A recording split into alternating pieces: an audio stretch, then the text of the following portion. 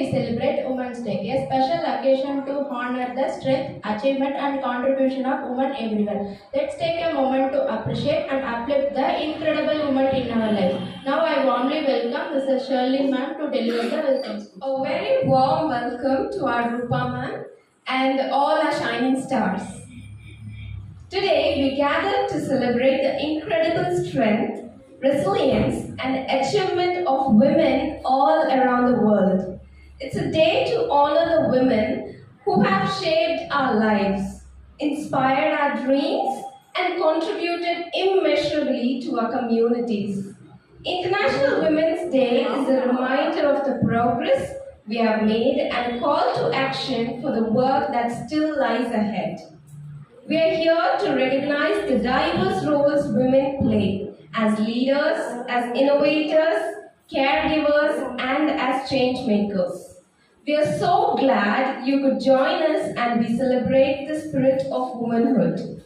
Let's make this a memorable and inspiring event. Thank you. Thank you, ma'am. Today, as we celebrate Women's Day, let's take a moment to remember the powerful words of famous women who have inspired generations. Their speeches have ignited change, empowered others, and shaped history. Now, I call upon Mrs. Jayaprabha ma'am to share their thoughts on some of the most inspired women in history.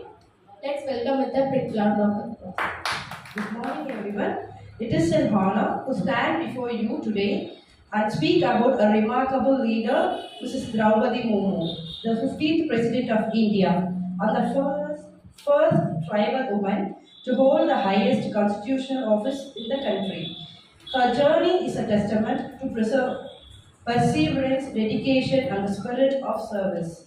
Born on June 20, 1958, in a small village in Odisha, Draupadi Murmu hails from the Santhal tribute community.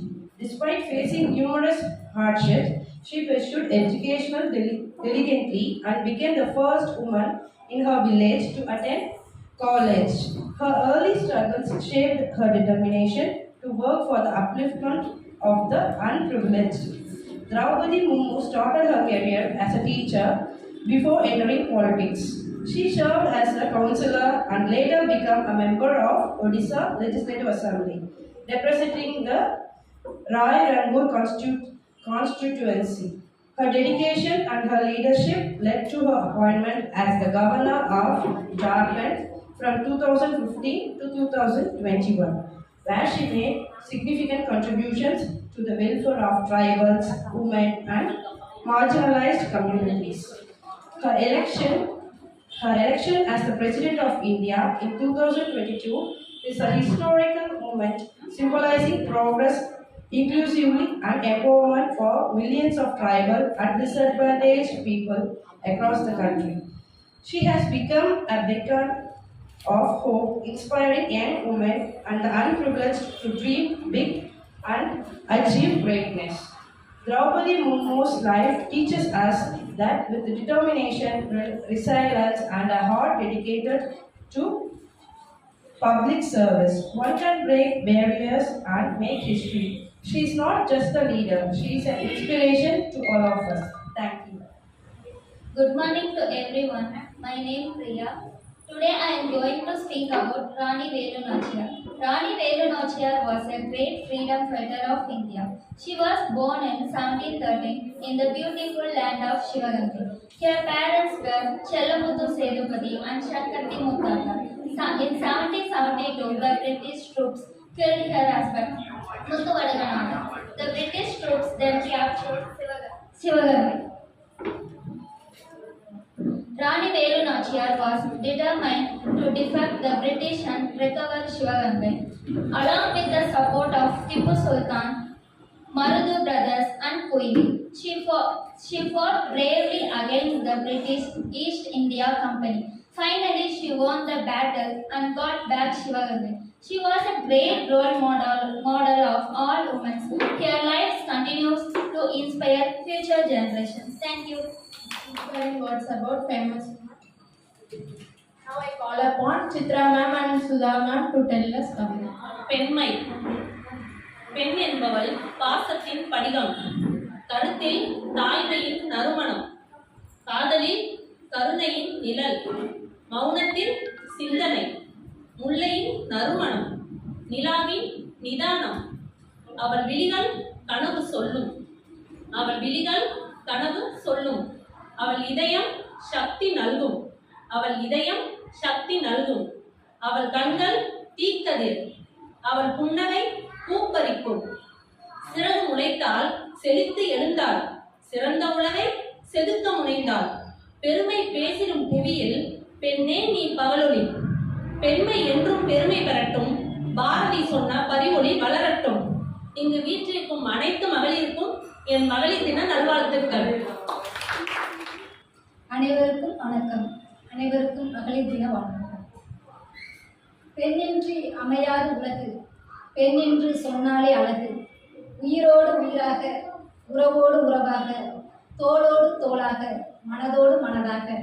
பெண் தானே இல்வாழ்வில் இலக்கு, அவள் ஆனந்தம் நம் வாழ்வில் இலக்கு. மங்கையவள் தங்கையென புன்னகையோ தருவாள், தோல் சாயும் தோழியென ஆறுதல் புரிவாள். வீரத்தை விதைக்கின்ற பாரதியின் குரலாய் புதுமைகள் புரியும் புதுமை பெண் அவள்தான். இவளின்றி உலகில்லை, உலகிற்கு புன்னகை இல்லை. பெண்மையை போற்றுது தேசமே, பெண்மையை போற்றுது. Now it's time for some fun. To make this celebration even more exciting, we have an interesting game planned for all the amazing women here. I invite all the women to join in and participate. Let's enjoy, laugh and create beautiful memories together. Get ready for some. Take a paper from this and you have to answer that question. Okay? Who's first?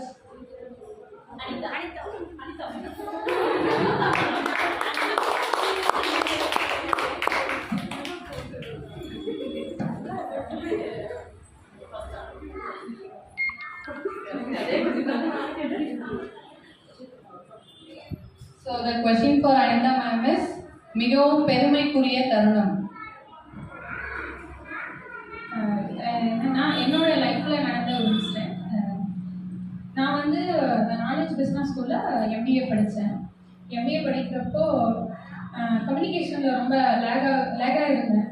அப்புறம் போக போக communication develop பண்ணிவிட்டு அதே campus வரும் இல்லைங்களா, அதில் இந்த பொண்ணு எப்படி செலக்ட் ஆகுவா அப்படின்னு நினச்ச அந்த தருணத்தில் ஃபஸ்ட்டு கம்பெனி வந்தாங்க. ஃபஸ்ட்டு கம்பெனியில் அவ்வளோ ஒரு 40 ஸ்டூடெண்ட்ஸ் இருந்தோம். ஆமாம், 40 ஸ்டூடெண்ட்ஸில் ஒன்லி 4 மெம்பர்ஸ் செலக்ட் ஆனாங்க. அதில் நான் ஒருத்தி.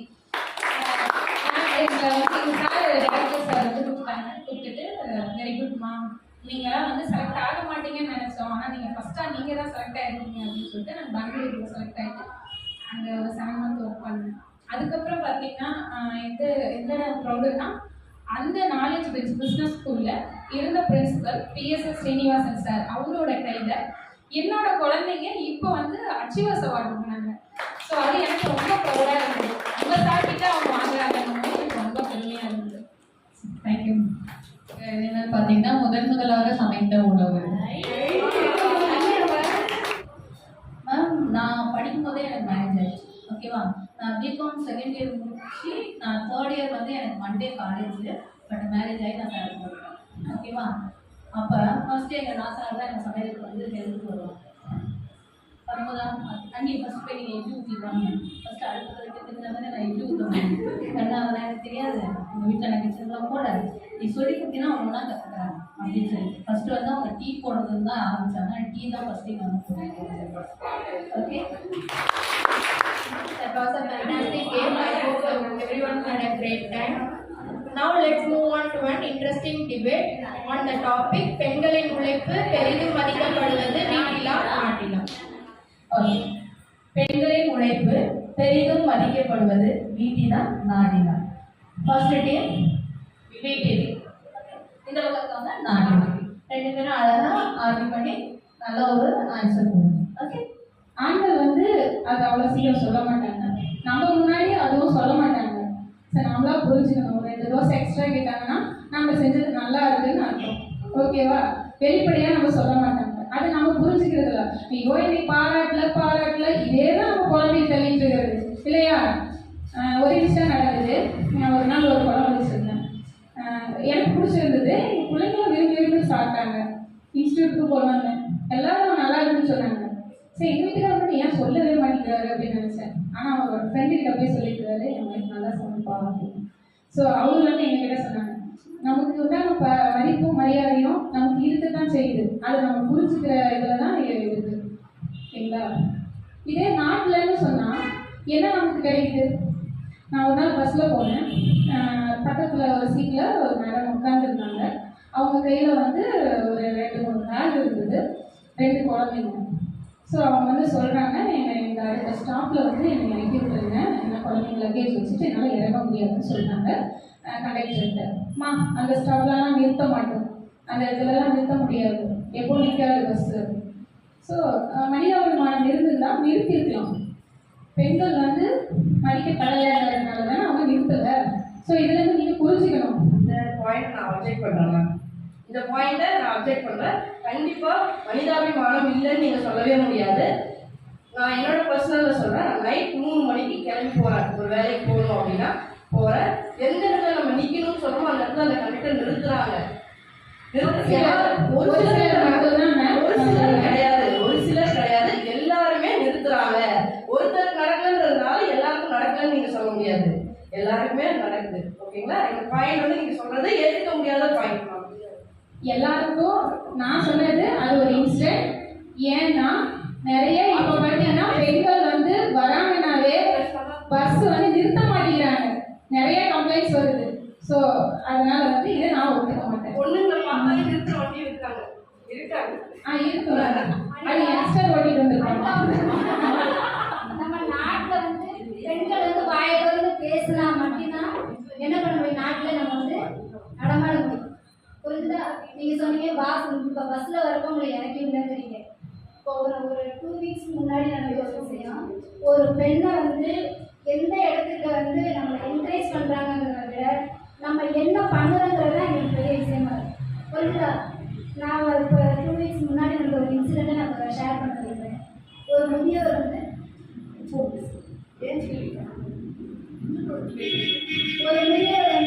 இறந்துட்டாங்கன்னா மயக்கமாயிட்டாங்க.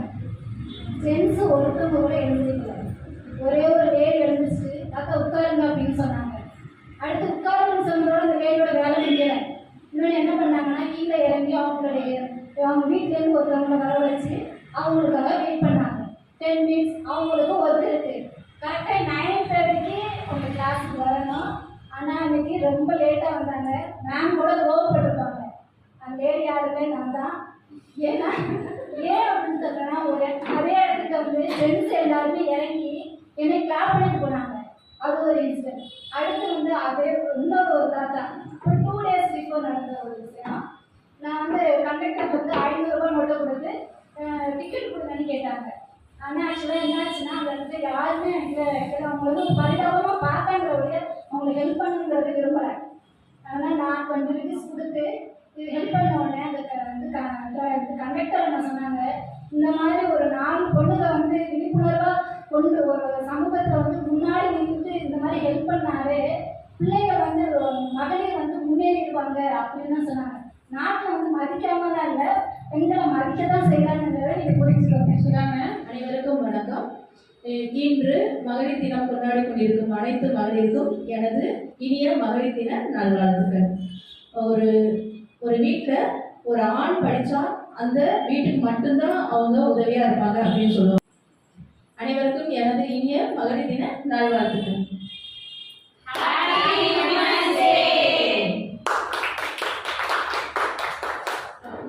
Today, as we celebrate International Women's Day, we've had the privilege of witnessing inspiring speeches, engaging discussions, and heartfelt moments.